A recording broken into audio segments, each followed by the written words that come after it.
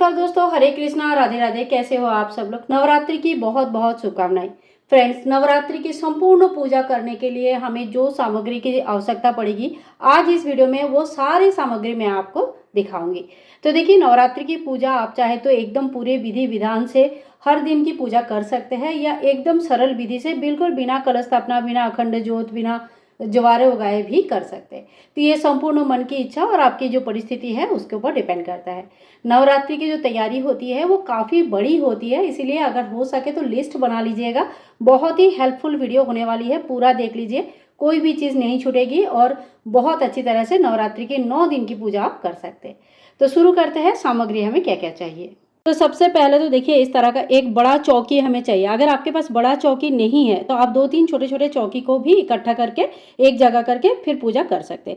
लेकिन नवरात्रि के काफ़ी सारे सामान होते हैं, नवग्रह का स्थापना होता है और बहुत सारी चीज़ों की वजह से थोड़ी सी बड़ी चौकी हमें चाहिए रहेगा।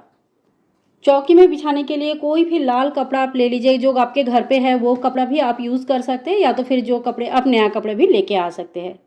इसके साथ ही देखिए, माता रानी की फ़ोटो अगर आपके पास है तो आप फ़ोटो की पूजन कर सकते हैं। अगर आपके पास मूर्ति है तो आप मूर्ति की पूजन कर सकते हैं।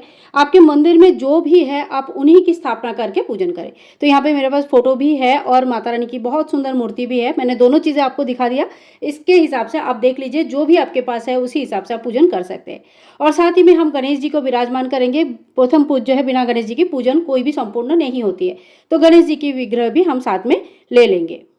इसके साथ ही देखिए, माता रानी के सामने अखंड दिया प्रज्वलित किया जाता है। अगर अखंड दिया आप प्रज्वलित करेंगे तो एक बड़ा अखंड दिया के लिए बाती बनाया जाता है। ये बाती कैसे बनानी होती है, ये चैनल पर ऑलरेडी वीडियो है। और अखंड दिया थोड़ी बड़ी साइज़ की होती है, तो बड़ी साइज़ की आपको लेना है। अगर कांच वाला इस तरह का दिया ले लेंगे तो बहुत ही ज़्यादा हेल्पफुल हो जाएगा। तो इस तरह का दिया जो है ना, 9 दिन तक आप आराम से कंटिन्यू कर सकते हैं। दिया को प्रज्वलित करने के लिए तिल तेल कम से कम 2 लीटर तिल तेल आप ले लीजिए, या कम से कम 2 लीटर आप घी ले लीजिए। जिससे भी प्रज्वलित करना है, कोई एक ही चीज़ लेनी है, या तो तिल तेल ले लीजिए या तो घी ले लीजिएगा। इसके बाद देखिए, माता रानी की पूजा में जवारे उगाया जाता है। तो जवारे उगाने के लिए इस तरह का मिट्टी की पात्र आपको मिल जाएगा। तो इस तरह का जो मिट्टी की पात्र है वो लेके आइएगा। 1 दिन पहले 2 दिन पहले लेके आ जाइएगा। इसको पानी में भिगो के रख दीजिएगा और इसके बाद इसमें मिट्टी जो एकदम साफ़ सुथरा मिट्टी है वो भर के फिर आप जवारे उगा सकते हैं। जवारे के लिए थोड़ा सा जौ हम ले लेंगे। जौ को 1 दिन पहले ही भिगो के रख दीजिएगा, अच्छे जवारे आते हैं। जवारे कहीं कहीं पे सिर्फ जौ का बोया जाता है और कहीं कहीं पे गेहूं का भी बोया जाता है। आपके यहाँ पे जो भी नियम है आप उस तरह से कर सकते हैं। इसके साथ ही देखिए, डेली धूप दीप के लिए हमें एक दिया अलग से लेना है, और ये जो दिया होगा ये डेली आरती के लिए और धूप दीप के लिए हमें चाहिए होगा। माता रानी को डेली सिंदूर चढ़ाना चाहिए। जब भी हम माता रानी की पूजा करते हैं तो हम सुहाग माँ से लेते भी है। इसीलिए मंदिर में जो सिंदूर के डब्बा रखा रहता है, या जो आपका सिंदूरा है, जिससे मतलब जो झूठा सिंदूर उसमें होना नहीं चाहिए, वो सिंदूर के डब्बा आप जरूर रख लीजिए चौकी में। डेली माता को वहाँ से सिंदूर लगाइए और जो हाथ में बच जाएगा वो अपनी सिर पे लगाइए। बहुत अच्छा रहता है, 9 दिन की आशीर्वाद मिल जाता है। अब नॉर्मल जो पूजा सामग्री होता है, ज़्यादा परिमाण में कलावा ले लीजिए। रोज़ हमें वस्त्र स्वरूप चढ़ाना है, थोड़ी सी हमें इत्र ले लेनी है। भगवान गणेश जी के लिए एक जनेऊ लेनी है, एक ही लेनी है, पहले दिन चढ़ाना है, रोज चढ़ाने की जरूरत नहीं पड़ेगी। इसके साथ ही चंदन घोल के ले लीजिए, रोली ले लीजिए और दक्षिणा ले लीजिए। आप दक्षिणा देखिए, चाहे तो आप हर रोज चढ़ा सकते हैं, चाहे तो आप एक दिन भी चढ़ा सकते हैं, कोई दिक्कत नहीं है। लेकिन पूरे पूजा में एक बार न एक बार हमें दक्षिणा जरूर चढ़ानी है। इसके साथ ही देखिए, माता रानी के लिए एक लाल चुनरी आप जरूर लेके आइए, साथ में 16 श्रृंगार लेके आइए। 16 श्रृंगार में से कुछ श्रृंगार आप खुद यूज कर सकते हैं और कुछ श्रृंगार जो है ना, दान कर दिया जाता है। श्रृंगार का माता को चढ़ाना और दान करना आवश्यक होता है। पहले दिन, सप्तमी या अष्टमी के दिन आप चढ़ा सकते हैं। इसके बाद देखिए, माता रानी की पूजा में कलश स्थापना करना बहुत ही ज़्यादा शुभ माना जाता है, और अगर संभव है तो कलश स्थापना आप जरूर कीजिएगा। इसके लिए आपको कोई एक लोटा चाहिए होगा, तो आप तांबा, पीतल या मिट्टी की लोटा ले सकते हैं। मिट्टी का अगर लेना है तो थोड़ी बड़ी साइज़ का लेना, क्योंकि 9 दिन तक फिर जल सूखने का चांसेस होता है।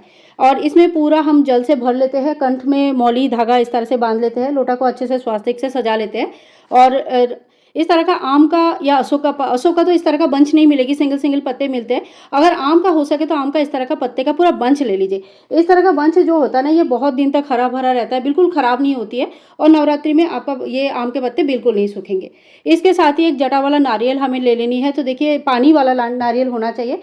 इसमें हमेशा ही नारियल में पानी होना चाहिए, ये बहुत ज़रूरी है। जब भी आप नारियल लेंगे तब देख के ले लीजिएगा।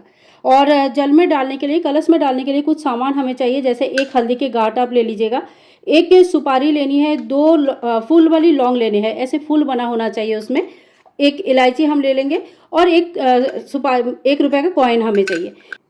इतने सामग्री तो हमें चाहिए ही होगा। और लक्ष्मी प्राप्ति के लिए आप चाहे तो एक कमलगट्टा और एक जो कौड़ी आती है वो कौड़ी ऐड कर सकते हैं। इसके साथ ही हमें लेनी है जो चावल होता है बिना टूटा हुआ अक्षत होता है वो, बिना टूटा हुआ जो अक्षत लेंगे ये ज़्यादा परिमाण में होना चाहिए, क्योंकि इसी से अष्टदल कमल बनेगी।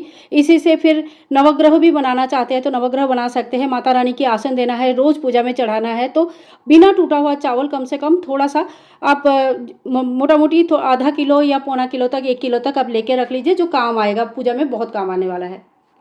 इसके बाद हमें चाहिए फूल बेलपत्र। तो देखिए बहुत जगह पे दुर्गा पूजा में बेलपत्र का 108 बेलपत्र का माला बनाकर भगवान को चढ़ाया जाता है। अगर संभव है तो सप्तमी अष्टमी में आप चढ़ा सकते हैं, बहुत अच्छा माना जाता है। भगवान शिव जी की सबसे प्रिय पत्र है, तो ये आप बेलपत्र थोड़ा सा 1-2 कम से कम माँ को जरूर चढ़ाइएगा। इसके साथ ही बहुत तरह का जो भी फूल आपको मिल जाए, सब लाल फूल मिले तो बहुत अच्छा है। और गणेश जी के लिए हमें दुर्बा घास लेनी है, तो फूल आपको डेली चढ़ानी है, तो डेली के हिसाब से आप फूलों की व्यवस्था कर लीजिएगा। अब देखिए माता रानी के डेली भोग के लिए आप फलों का व्यवस्था जरूर करके रखिए। फल चढ़ाना मतलब सुबह सुबह जब पूजा करेंगे ना तब बहुत ही जरूरी होता है। बाकी बाद में आप कितने भी थाली सजा के माँ को भोग लगाइए, लेकिन जो सुबह सुबह का पूजा होता है उसमें आप फल चढ़ा सकते हैं, ड्राई फ्रूट्स वगैरह चढ़ा सकते हैं। तो इस तरह से मेवा, ड्राई फ्रूट्स वगैरह व्यवस्था कर सकते हैं। बतासा का भोग बहुत इंपॉर्टेंट होता है, जरूरी होता है, बतासा का भोग चढ़ा सकते हैं। और 1 लोटा जल हमें डेली चढ़ानी है। इसके साथ ही देखिए एक विशेष भोग होता है, वो आप कोशिश कीजिएगा डेली चढ़ाने के लिए। पान के पत्ते में सुपारी, लौंग, इलायची और बतासा रख के माता को भोग चढ़ाया जाता है। ये भोग डेली चढ़ता है, तो अगर संभव है तो आप एक एक करके पान के पत्ते का व्यवस्था करके रखिए और डेली आप इस तरह से भोग चढ़ा सकते हैं। तो यहाँ पे मैंने भोग का डेली भोग का व्यवस्था कर लिया है। और साथ ही में देखिए आप अगर हर रोज़ कुछ ना कुछ बनाकर माता को चढ़ाना चाहते हैं तो आराम से आप बनाकर चढ़ा सकते हैं। इसके साथ ही देखिए भोग में थोड़ी सी शहद हमें जरूर ले लेनी है, यानी कि हनी लेनी है, गुड़ ले लीजिएगा। और देखिए हर दिन माता का एक प्रिय भोग होता है, इसके ऊपर एक डिटेल्स वीडियो है, आप चाहे तो उस वीडियो को देख सकते हैं कि कौन से दिन हमें माता का कौन सा भोग लगाना है, और उस हिसाब से आप तैयारी कर सकते हैं।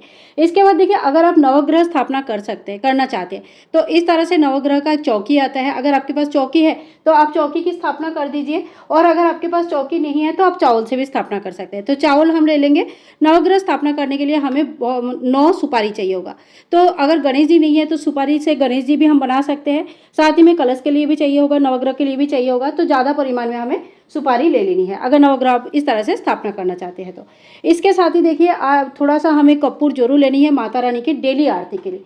डेली आरती के लिए कपूर हमें जरूर चाहिए। साथ ही में देखिए अगर डेली हवन नहीं कर पाते हैं तो सम्राणी कप आता है, आप इनकी यूज़ कर सकते हैं, बहुत ही अच्छा रहता है।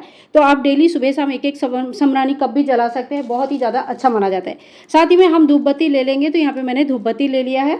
और इसके साथ ही अगर डेली हवन करना चाहते हैं तो हवन के लिए एक छोटा सा हवन कुंड आपको लेनी होगी।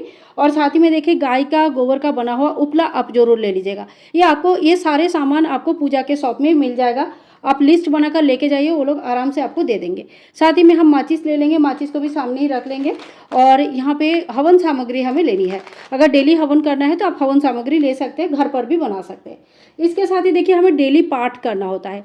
डेली पाठ करने के लिए, मंत्र जप करने के लिए आप रुद्राक्ष की माला ले सकते हैं, अगर नहीं है तो चंदन की माला से भी आप कर सकते हैं। साथ ही में देखिए नवरात्र के 9 दिन की पाठ आता है, सप्तशती माता रानी के जो सप्तशती पाठ होता है वो भी आता है। तो आपको जो भी पाठ करना है वही बुक आप रखिए, सारा बुक्स रखने की जरूरत नहीं है, जो भी पाठ करना है वो बुक्स आप रख दीजिएगा। और डेली एक ही टाइम मेंटेन करके डेली पाठ कीजिएगा।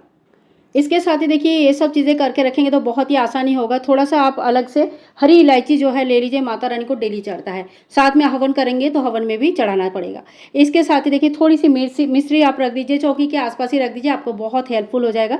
यहाँ पे फूल वाला लौंग को अलग से छांट के आप एक छोटी सी डिब्बी में इस तरह से भर के रख लीजिएगा। ये जो होता है ना, इसमें सिर्फ जितने लौंग में फूल है आपको वही लौंग का यूज़ करना है। तो इसमें इस तरह का फूल बना हुआ रहता है, ये बात का विशेष ध्यान रखिए। और हर बार हम माता को चढ़ाते हैं ना 2-2 लौंग चढ़ाते हैं। तो इस तरह से आप लौंग, इलायची और मिश्री की व्यवस्था कर रखिए। और साथ ही में घी, गाय का घी ले लीजिए, घर पर बना हुआ या खरीदा हुआ जो भी आपके पास है उस हिसाब से आप घी का व्यवस्था करके रखिए। और अगर आप लोग माता रानी का ध्वजा लगाते हैं, यानी कि जो जय माता दी का झंडा आता है वो लगाते हैं, तो आप एक झंडा भी ले लीजिए। देखिए ये कोई लगाता है, कोई कोई नहीं भी लगाते, तो आपके यहाँ पे जैसे भी परंपरा है आप उस हिसाब से सामग्री का व्यवस्था कीजिए। मैं यहाँ पे आपको सभी सामग्री बता रही हूँ ताकि कोई भी चीज़ छूट ना जाए। सो फ्रेंड्स, ये वो संपूर्ण सामग्री है जो हमें नवरात्रि की पूजन के लिए चाहिए होगा। बाकी पूजा आप इससे कितने भी कम सामग्री में कर सकते हैं। एक दिया जला के माता रानी के सामने रोज भोग लगाकर भी आप पूजन कर सकते हैं, और नहीं तो हवन करके घर में रोज ब्राह्मण भोजन करवा के बहुत बड़े लेवल पे भी पूजन कर सकते हैं। ये संपूर्ण आपकी इच्छा और आपके सामर्थ्य के ऊपर डिपेंड करता है। लेकिन ये वो सामग्री है जिससे बहुत ही अच्छी तरह से हम गृहस्थ घर में पूजा अर्चना कर सकते हैं। फ्रेंड्स, अगर आप लोगों को वीडियो यूजफुल लगा है, अच्छा लगा है, तो प्लीज़ लाइक कीजिएगा और जितना हो सके उतना शेयर कीजिएगा। मिलूंगी नेक्स्ट वीडियो में, तब तक के लिए नवरात्रि की बहुत बहुत शुभकामनाएं। हरे कृष्णा, राधे राधे, जय माता दी।